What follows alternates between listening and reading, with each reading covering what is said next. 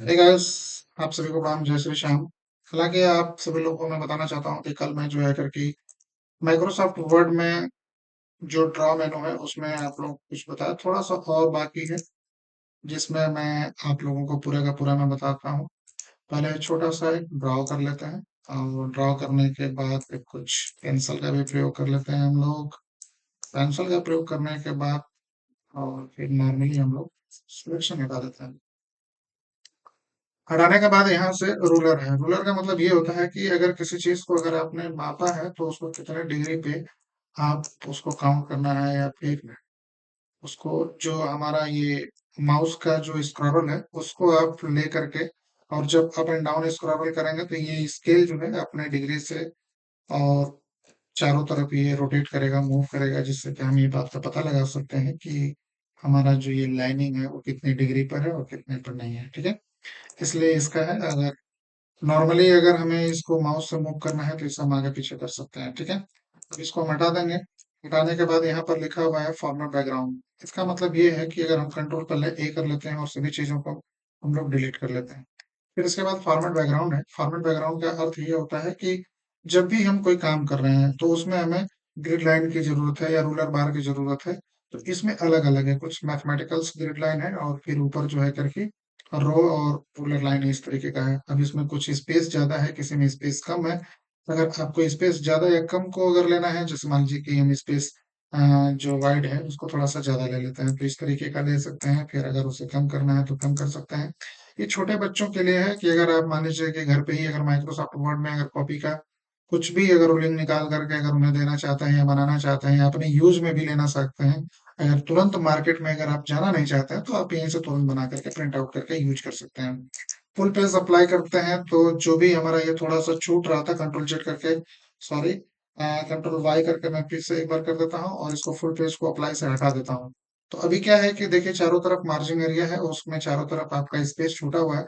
But अगर आप यहाँ से जाने के बाद अगर अप्लाई फुल पेज पे कर देते हैं तो ये फुल पेज पे हो जाता है।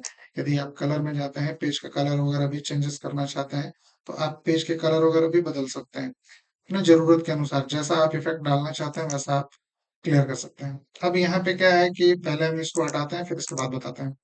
अब जो लिखा हुआ है इंक टू स्पेस लिखा हुआ है, यानी कि अगर हमें कोई भी चीजें बनाना है, जैसे कि मान लीजिए कि अगर हमने ये बना दिया, फिर इसको हमने सिलेक्ट कर लिया, या फिर हम पेंसिल इससे हम करते हैं। फिर अगर मान लीजिए कि हमने ऐसे बना दिया इसको, तो ये पूरा का पूरा बन जाएगा।